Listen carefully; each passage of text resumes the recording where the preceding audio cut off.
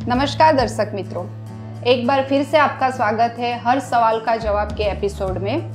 मैं डॉक्टर हिरल चौहान, मेरे साथ है डॉक्टर धवल मांगुकिया, गैस्ट्रो इंटेस्टिनल सर्जन, सूरत सिड्स हॉस्पिटल से। नमस्कार।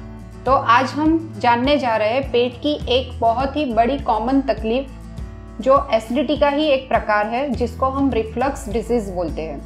तो डॉक्टर धवल, ये रिफ्लक्स डिसीज क्या है? रिफ्लक्स डिजीज़ ये प्रैक्टिकली एक एसिडिटी का ही एक प्रकार है जो शायद हम गैस्ट्रोएंटरोलॉजी की ओपीडी में बहुत ही कॉमनली हमारे पेशेंट्स में फेस कर रहे हैं या फिर डिटेक्ट कर रहे हैं। ये मेडिकल लैंग्वेज में गैस्ट्रोइसोफेजियल रिफ्लक्स डिजीज़ के नाम से जाना जाता है। इसके बारे में थोड़ा विस्तार से बताऊं तो जठर या स्टमक में जो एसिड बन रहा है या फिर हम जो खुराक फूड ले रहे हैं वो एक बार इसोफेगस या अन्ननली से एंटर होके स्टमक में पहुंचता है और वहाँ पे चर्निंग के बाद वो आगे पचन के लिए बढ़ रहा है। लेकिन कुछ व्यक्ति में या कुछ पेशेंट्स में जब ये स्टमक का कंटेंट एसिड या फिर अनडाइजेस्टेड फूड बैकफ्लो करता है या फिर इसोफेगस या अन्ननली में वापस आता है, इसको हम रिफ्लक्स डिजीज़ या गैस्ट्रोइसोफेजियल रिफ्लक्स डिजीज़ के नाम से जानते हैं। ओके डॉक्टर धवल, तो ये किस कारण से होता है? इसमें कौन से लक्षण देखने को मिलते हैं और पेशेंट को या हमें कैसे पता चलता है कि हमें इस टाइप की कोई बीमारी है? तो पहले मैं कारण की बात करूँगा। ज़्यादातर व्यक्तियों में या दर्दियों में इसमें कुछ भी कारण देखने को नहीं मिलता है या फिर ऐसे कुछ ऑब्जेक्टिव प्रॉब्लम्स नहीं होते हैं। लेकिन अगर एब्सोल्यूट बात करूँ कि जिसमें ऑब्जेक्टिव कारण है तो हाइएटस हर्निया या फिर इसोफेगस और स्टमक के बीच का जो वाल है वो एबनॉर्मल जगह पे होना, जिसको मैंने बताया से हाइएटस हर्निया हम बोलते हैं, तो एक बहुत ही कॉमन कारण है ये रिफ्लक्स डिजीज़ होने के लिए। दूसरा, जैसे जैसे एज बढ़ती जाती है तो ये इसोफेगस और स्टमक के बीच का जो वाल्व है तो यूजुअली जो खुराक एक बार स्टमक में एंटर होने के बाद वापस आने के लिए रोकने का काम करती है, वो वाल्व यूजुअली एज के साथ थोड़ा वीक पड़ना शुरू हो जाता है। इसके अलावा obesity, medical issues, respiratory issues, तो इस पेशेंट्स में भी ये वाल्व थोड़ा वीक रहता है, जिसकी वजह से पेशेंट्स में रिफ्लक्स डिजीज़ देखने को मिलता है। अब इसके लक्षण की बात करूँ तो पेशेंट्स जो रिफ्लक्स डिजीज़ से पीड़ित है उसमें जो मोस्ट कॉमन लक्षण है वो है बार बार बर्पिंग होना या बड़ी बड़ी डकारें आना। इसके साथ वाटर ब्रश या सलाइवा या लाल ग्रंथि का जो सिक्रीशंस है वो बहुत ही ज़्यादा बढ़ जाता है। खुराक जो पेट में जाता है वो काफ़ी समय होने के बाद भी बहुत सारी व्यक्ति ऐसा महसूस करती है कि खुराक के कुछ पार्ट्स मुंह में वापस आ रहे हैं या वो सिक्रीशंस वापस आ रहे हैं। इसके अलावा छाती के बीच के भाग में जलन महसूस होना, डिस्कम्फर्ट होना या फिर पेट के ऊपर के भाग में फुलनेस महसूस होना, फूगा हुआ दिखना, इस प्रकार के कॉमन लक्षण यूजुअली दर्दियों में देखने को मिलते हैं। अगर व्यक्ति को अपने में ही जब जानना है कि क्या ये रिफ्लक्स डिजीज से पीड़ित है तो जो मैंने लक्षण बताए वो महसूस कर सकता है या फिर किसी भी डॉक्टर को कंसल्टेशन के बाद ये रिफ्लक्स डिजीज डायग्नोस कर सकता है। अच्छा, तो इसका निदान हम कैसे कर सकते हैं? जैसे मैंने बताया, अगर किसी व्यक्ति या दर्दी को इस प्रकार के लक्षण महसूस हो रहे हैं तो ऑब्वियसली उनको गैस्ट्रोएंटरोलॉजिस्ट डॉक्टर के साथ कंसल्टेशन का ज़रूरत पड़ता है और हम क्लिनिकल एग्जामिनेशन से इसका निदान जस्ट प्रोविजन में लेके चलते हैं। और इसको कंफर्म करने के लिए जो मोस्ट कॉमन इन्वेस्टिगेशन है वो है एंडोस्कोपी। एंडोस्कोपी के लिए हमारे अलग वीडियोस भी हमने ऑलरेडी शूट किए हुए हैं जो आप डिटेल में जानकारी ले सकते हैं। और एंडोस्कोपी के दौरान ही जिस किसी व्यक्ति को रिफ्लक्स है, ऐसे व्यक्ति में इसोफेगस में चेंजेस देखने को मिलते हैं या फिर जो वाल है उसकी लैक्सिटी हम डायग्नोस कर सकते हैं। तो ये एक कॉमन तरीका है डायग्नोस करने का। इसके अलावा भी सीटी स्कैन के माध्यम से भी इस बीमारी के ऑब्जेक्टिव कारण को हम डायग्नोस या निदान कर सकते हैं। ओके, तो डॉक्टर धवल, इसका इलाज हम कैसे कर सकते हैं और इससे छुटकारा कैसे पाया जा सकता है? यूजुअली इसमें मोस्ट ऑफ द कॉमन जो पेशेंट्स में ट्रीटमेंट है वो मेडिकल ट्रीटमेंट ही है और बहुत ही सिंपल मेडिसिन से इससे आराम से छुटकारा पाया जा सकता है और इसका इलाज इजीली पॉसिबल है। और ये जो मेडिसिन्स है उसमें इंटेस्टाइन या फिर स्टमक के जो मूवमेंट है वो हम एनहेंस करते हैं विद द मेडिसिन्स, ताकि जो भी खुराक फूड स्टमक में जा रहा है वो इजीली अपने रूटीन टाइम में आगे बढ़ सके, तो इसका इलाज इजीली मेडिसिन से पॉसिबल हो सकता है। अभी जिस किसी व्यक्ति को ऑब्जेक्टिव कॉज है, जो मैंने आगे बताया कि या वो वाल वीक है या फिर उसमें कुछ ऑब्जेक्टिव कारण है जैसे हाइटस हर्निया या फिर वो स्टमक का वाल आगे एब्नॉर्मली पुश हो चुका है, ऐसे पेशेंट्स या व्यक्तियों में इसमें सर्जरी की भी हेल्प लेनी पड़ सकती है और सर्जरी से इसका परमानेंट छुटकारा पाया जा सकता है। ओके, यानी इसमें सर्जरी भी आ सकती है? जी हाँ, किसी किसी व्यक्ति में मतलब सिलेक्टेड पेशेंट्स में सर्जरी की भी ज़रूरत पड़ सकती है। ओके, तो डॉक्टर धवल आप कैसे डिसाइड करते हैं कि ये पेशेंट को सर्जरी की ज़रूरत है या ये मेडिकेशन से अच्छा हो जाएगा? यूजुअली जो पेशेंट्स के पास या जो पेशेंट्स में ऑब्जेक्टिव कारण है, जैसे मैंने बताया कि कुछ ऐसा कारण है जो एनाटॉमिकली करेक्ट करने से ठीक कर सकते हैं, ऐसे पेशेंट हम स्ट्रेट अवे सर्जरी के लिए एडवाइस करते हैं। लेकिन जैसा मैंने बताया कि most of the patient medicine से ही मैनेज करने पड़ते हैं, प्लस इसके साथ उनके जो हैबिट है वो मॉडिफाई करनी पड़ती है। ज़्यादातर रिफ्लक्स डिजीज़ उस पेशेंट्स में देखने को मिलते हैं जो आइदर काफ़ी सारे वर्क स्ट्रेस से पीड़ित है या काफ़ी सारा हैवी वर्क कर रहे हैं, या फिर जिनको बहुत ही फास्ट खाने की आदत है, या जो पेशेंट्स एक साथ काफ़ी सारे अमाउंट में खा रहे हैं। इसके अलावा जो मैंने बताया डायबिटीज़ है, ओबेसिटी है, तो ये सारे कुछ करेक्टेबल कॉजेज़ है जिसको हम पहले करेक्ट करने की कोशिश करते हैं। एक बार पेशेंट का हैबिट मॉडिफाई हो रहा है या फिर जो करेक्टेबल कॉजेज़ है उसको हम रिलीव कर रहे हैं, उसके बाद भी अगर पेशेंट्स को रिफ्लक्स हो रहे हैं तो ऐसे पेशेंट में भी हम यूजुअली सर्जरी का एडवाइस करते हैं।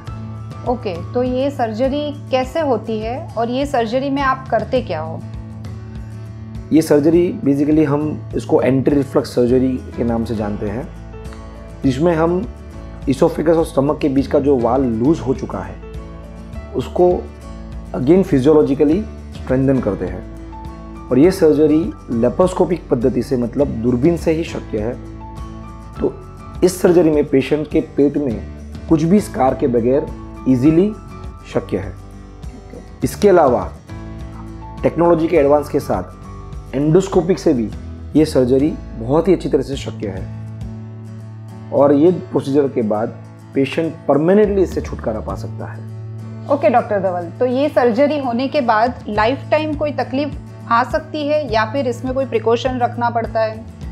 एक बार इनिशियल रिकवरी हो जाने के बाद यूजुअली इसमें कुछ भी प्रिकॉशंस का ज़रूरत नहीं है। जो रूटीन एडवाइस हम हमारे पेशेंट्स को देते हैं, जो शायद हर किसी व्यक्ति के लिए बहुत ही इंपॉर्टेंट है, जैसे स्मॉल फ्रीक्वेंट मील्स लेना, मतलब छोटे छोटे अमाउंट में फ्रीक्वेंट इंटरवल में खाना खाना, या फिर फास्ट खाना ना खाना, जो कुछ ख़राब हैबिट है उसको अवॉइड करना, जो जैसे अल्कोहल या स्मोकिंग है।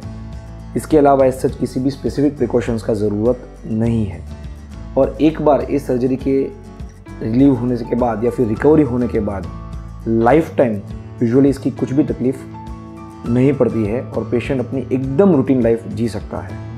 ओके, तो ये सर्जरी के कोई साइड इफ़ेक्ट होते हैं? जैसे मैंने बताया, अगर करेक्ट तरीके से ये सर्जरी की जाए और करेक्ट तरीके से पेशेंट को सिलेक्ट किया जाए तो इसमें साइड इफ़ेक्ट्स की संभावना ऑलमोस्ट निम्न है।